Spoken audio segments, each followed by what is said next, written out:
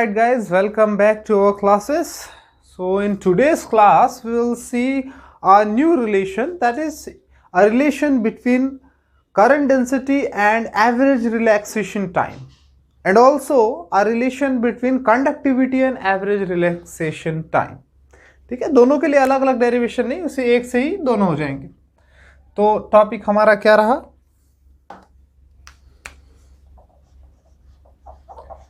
Relation between current density denoted by J and average relaxation time denoted by tau. ठीक है, और इसके अलावा मैंने बोला कि conductivity and average relaxation time, ये दोनों रिलेशंस हम देखेंगे. Okay, so let us understand. We'll start the phenomenon from drift velocity. ठीक है, चीजों को हम ड्रिफ्ट वेलोसिटी से स्टार्ट करेंगे. ड्रिफ्ट वेलोसिटी क्या था? जैसे ही कोई एक्सटर्नल इलेक्ट्रिक फील्ड लगाते हैं तो इलेक्ट्रॉन क्या होता है, थोड़ा सा opposite to the direction of electric field में ड्रिफ्ट होता है. क्या बोला था मैंने? सपोज ये इलेक्ट्रॉन है, ठीक है, ये ऐसा ऐसा रैंडम मोशन कर रहा था, तो सपोज ये इलेक्ट्रॉन इधर जा रहा था, जैसे ही इसे एक एक्सटर्नल इलेक्ट्रिक फील्ड में रखा गया तो ये क्या हुआ, ये ड्रिफ्ट होना स्टार्ट हो गया और ये यहां पे पहुंच गया. आई बात समझ में? तो यही वाला कंसेप्ट से स्टार्ट करेंगे. ठीक है, so suppose this is an conductor which is filled up of an number of electrons.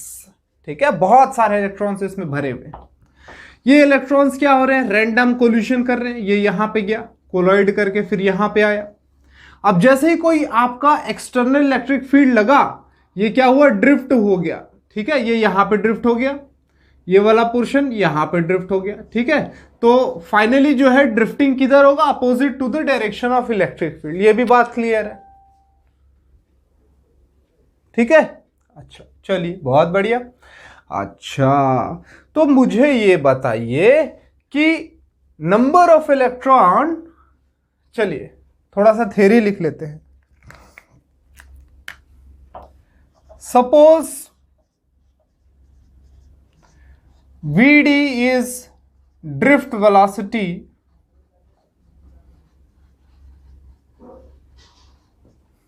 of electrons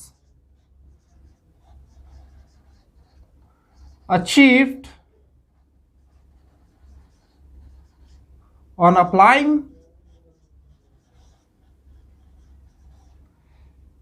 electric field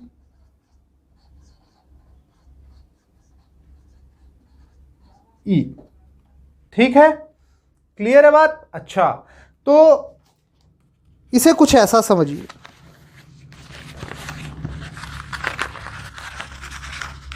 suppose this is our some kind of cylindrical conductor. ठीक है, सपोज आपका initially यहां पे था electron. ठीक है, अब बताइए डेल्टा टी टाइम में, बहुत ही छोटे टाइम की बात करेंगे, डेल्टा टी. ठीक है, तो डेल्टा टी टाइम में ये इलेक्ट्रॉन क्या होगा, कुछ ना कुछ इस तरफ ड्रिफ्ट होगा. तो डेल्टा टी टाइम में ये कितना डिस्टेंस ड्रिफ्ट होगा, ये मुझे बताइए. ठीक है, so distance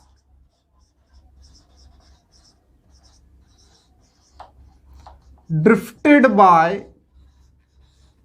electron in delta T time कितना हो जाएगा? तो हमको फॉर्मूला पता है, क्या है, स्पीड इज इक्वल टू होता है डिस्टेंस अपॉन टाइम. यहां टाइम कितना है, डेल्टा टी, तो डेल्टा टी ले लीजिए. स्पीड क्या है, ड्रिफ्ट वेलोसिटी, तो ड्रिफ्ट वेलोसिटी ले लीजिए. तो कितना डिस्टेंस ये ड्रिफ्ट हुआ, डिस्टेंस निकालना है. Distance is equal to VD into delta T. बोल सकते हैं कि नहीं? क्लियर है? तो कितना डिस्टेंस ड्रिफ्ट हुआ, ये Vd इंटू डेल्टा टी. ठीक है, अच्छा, अब फिर से इसी आप सिलेंडर को देखिए, ये मार्कर रख देते हैं. इसी सिलेंडर को देखिए. ठीक है, अब मुझे बताइए कि ये सपोज सिलेंडर का एक यूनिट एरिया है. ठीक है, इस यूनिट एरिया में n नंबर ऑफ इलेक्ट्रॉन्स हैं. मैंने बोला कि ये एक छोटा सा यूनिट एरिया है. ठीक है, इस यूनिट एरिया में क्या है, n नंबर ऑफ इलेक्ट्रॉन्स है, ठीक है। और कोई एक ऐसा क्रॉस सेक्शन आप मान लीजिए ऐसा जो कि परपेंडिकुलर है फ्लो ऑफ इलेक्ट्रॉन से। सपोज ये मैंने मान लिया कोई क्रॉस सेक्शन, ठीक है। तो मान लीजिए यहां पे सारे इलेक्ट्रॉन्स थे, तो मुझे बताइए डेल्टा टी टाइम इंटरवल में इस क्रॉस सेक्शन को पास करके इस तरफ कितने इलेक्ट्रॉन्स ड्रिफ्ट हुए ड्यू टू इलेक्ट्रिक फील्ड। कितने हुए? तो आप क्या बोलोगे कि ये डिस्टेंस ले लो, ये एरिया ले लो, और एक यूनिट में जितना आपका इलेक्ट्रॉन्स था उससे मल्टीप्लाई कर दो, ठीक है। तो नंबर ऑफ इलेक्ट्रॉन्स ड्रिफ्टेड, और सॉरी ठीक है, ड्रिफ्टेड ही ठीक है, ड्रिफ्टेड बाय एरिया ए, ये वाला टर्म हटा देते हैं, इज कितना हो जाएगा नंबर ऑफ इलेक्ट्रॉन। तो मैंने बोला डिस्टेंस, तो डिस्टेंस क्या है v डेल्टा टी, ठीक है, इंटू एरिया, एरिया क्या है आपका a, और एक यूनिट में कितना नंबर ऑफ इलेक्ट्रॉन है n, तो नंबर ऑफ यूनिट से भी मल्टीप्लाई कर दीजिए, तो इतना आ जाएगा number of electron drifted by area a। बताइए क्लियर है कि नहीं? यही वाला पॉइंट आपको सोचना है, बस थोड़ा सा यहीं पे आपका कंसेप्ट लगता है, बाकी फिर पूरी मैथमेटिकल। क्या बोला फिर से समझिए, इस पर्टिकुलर एरिया से कितने नंबर ऑफ इलेक्ट्रॉन ड्रिफ्ट हुए डेल्टा टी टाइम में, मुझे ये पता करना है। तो मैंने क्या बोला आपको कि ये area A multiplied by distance ये डी, और ये जो है नंबर ऑफ यूनिट उससे मल्टीप्लाई कर दो, एक यूनिट में कितने इलेक्ट्रॉन्स है उससे मल्टीप्लाई कर दो, तो आपका टोटल आ जाएगा, है कि नहीं। तो n एक यूनिट में नंबर ऑफ इलेक्ट्रॉन के लिए इंटू एरिया ए, ठीक है, n इंटू एरिया ए, और ये डिस्टेंस कितना था वी डी डेल्टा टी। तो ये आपका आ गया number of electron drifted by area A in delta T time. बोलो बात क्लियर है कि नहीं क्लियर है? क्लियर है, ठीक है। अच्छा चलिए, ये बात तो क्लियर होनी चाहिए, ठीक है। अब मुझे बताइए कि इसी एरिया ए से कितना, ये तो नंबर ऑफ इलेक्ट्रॉन की बात हुई, अब मैं पूछ रहा हूं कि इसी एरिया से कितने अमाउंट ऑफ चार्ज ड्रिफ्ट होकर के आए, ठीक है। So amount of charge drifted by A in delta T time क्या होगा? तो अमाउंट ऑफ चार्ज के लिए फॉर्मूला था Q is equal to N E. बताइए फॉर्मूला था कि नहीं था? हाँ बिल्कुल था, ठीक है। क्लियर है ना विजन? हाँ बिल्कुल क्लियर है। चलिए, तो n क्या है आपका? Number of electron drifted by area A. तो हमने अभी अभी तो निकाला, ये नंबर ऑफ इलेक्ट्रॉन कितना है? इतना है। तो n की जगह मैं क्या लिख सकता हूं? n V D delta T A into ये वाला ई। बोलो बात क्लियर है कि नहीं क्लियर है? क्लियर है। और Q का फॉर्मूला क्या होता है? I T. तो I और T कितना है यहाँ पे? Delta T. तो ये डेल्टा टी डाल दिया। बोलो बात क्लियर है कि नहीं क्लियर है? होनी चाहिए क्लियर है। चलिए, तो आप थोड़ा सा लिख लीजिए, फिर थोड़ा सा मिटा करके आगे बढ़ेंगे। हो गई होगी? चलो ठीक है, तो थोड़ा सा ऊपर का मैं हटा देता हूं पोर्शन। हाँ जी, तो क्या बात हो गई कि I into delta T, sorry I into delta T बराबर क्या हो गया? N V D delta T A into E. ठीक है। अब डेल्टा टी से डेल्टा टी हम यहां से कैंसिल कर सकते हैं, तो क्या बचेगा? I is equal to N V D A into E. बोलो बात क्लियर है? हाँ जी, होनी चाहिए। ठीक है। अच्छा, और हमको एक फॉर्मूला पता है कि ये एन ए ई हो गया। ठीक है। और वी डी का फॉर्मूला क्या होता है? तो ई बाई एम इंटू टाउ। बोलो क्लियर है कि नहीं क्लियर है? हमको निकालना क्या था? जे और टाउ के बीच में रिलेशन, तो अभी आ जाएगा, देखिए टाउ आ गया, ठीक है। अब जे लाना है, तो हमको तो पता है क्या कि J इज इक्वल टू होता है I बाई ए, तो I इज इक्वल टू क्या हो जाएगा यहां से J इंटू ए, हो जाएगा कि नहीं हो जाएगा?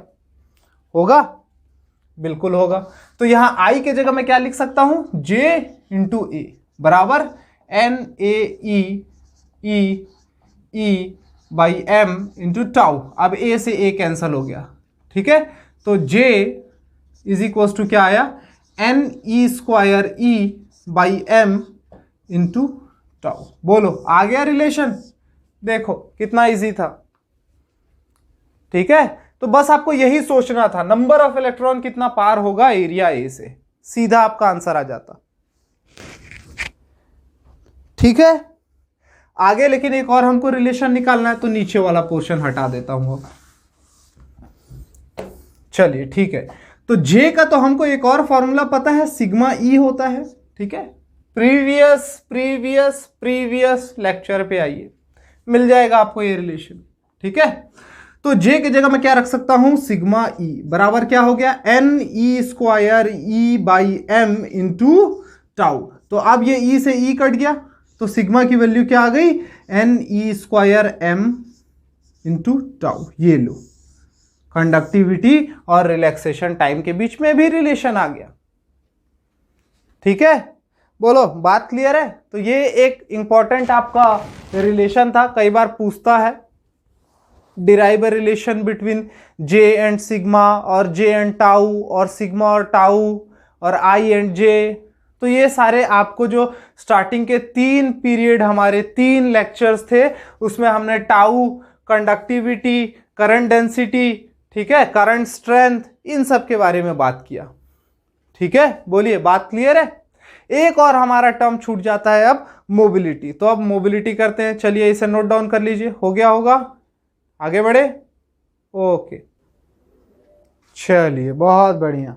तो अब आगे स्टार्ट करते हैं एक नया term, that is called mobility. Mobility NCERT का कोई टॉपिक नहीं छोड़ेंगे, सारा टॉपिक कर लेंगे, ताकि थ्योरी अगर आपका स्ट्रांग हो गया ना, तो आप बहुत आसानी से चीजों को कर सकते हैं। न्यूमेरिकल का बेस क्या होता है, थ्योरी ही तो होता है। अगर थ्योरी नहीं आता तो फिर न्यूमेरिकल में फॉर्मूला रट्टा मार करके करते रहो। जहां थोड़ा सा कंसेप्ट आ गया, न्यूमेरिकल भी नहीं बनेगा, चाहे फॉर्मूला रट लो, उससे कोई फर्क नहीं पड़ता। अगर आपका theory important, theory is more important than solving numerical. Although physics is all about numericals, but theory होगा तभी न्यूमेरिकल होगा, ठीक है। तो थ्योरी मैं आपको ज्यादा से ज्यादा देने की कोशिश करूंगा, न्यूमेरिकल्स तो सॉल्व करते ही रहेंगे, ठीक है। न्यूमेरिकल्स के लिए मैं अलग से सेशन लेता हूं, तो आप उन वीडियोस को भी देख सकते हैं न्यूमेरिकल्स के लिए जो मैंने बनाए। तो बात करते हैं मोबिलिटी। मोबिलिटी जानने से पहले तो बात करते हैं मोबाइल चार्ज कैरियर्स की, या सिंपली बोलो चार्ज कैरियर। चार्ज कैरियर क्या होता है, जो आपका पार्टिकल करंट बनाने में हेल्प करता है, जिसकी वजह से करंट बनता है, that is called charge carrier, ठीक है। और ये मूविंग होते हैं, तो मूविंग चार्ज कैरियर को एक नया नाम दे दिया गया, मोबाइल चार्ज कैरियर, ठीक है। सो सिंपली थोड़ा सा थ्योरी अगर मैं बताऊं, तो conductivity arises due to mobile charge carrier. क्या बोला मैंने, conductivity arises due to mobile charge carriers,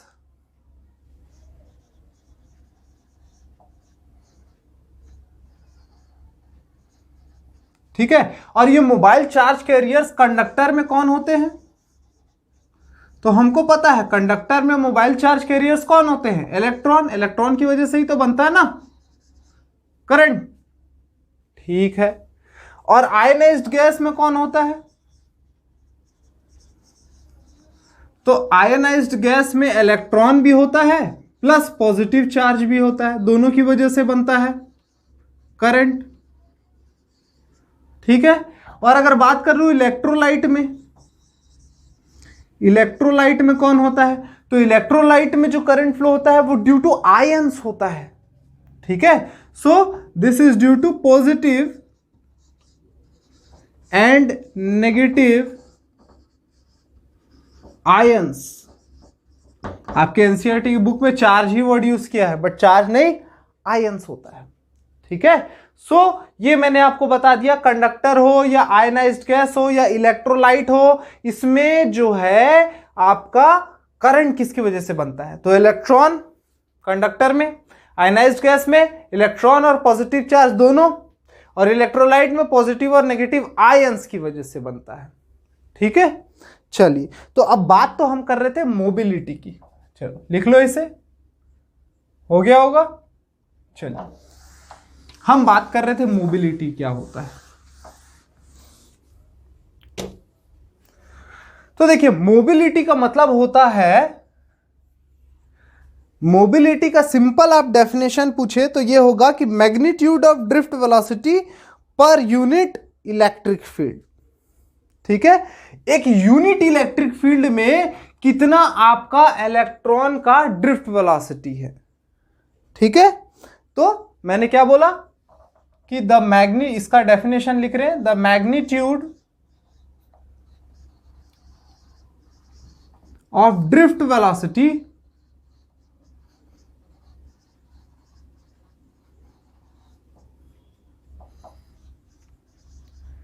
per unit electric field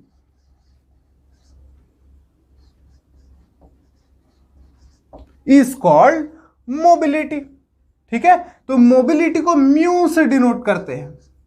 ठीक है, बिल्ली वाला म्यू, MEW। तो इसका क्या बोला, magnitude of drift velocity per unit electric field. तो ये हो गया इसका फॉर्मूला।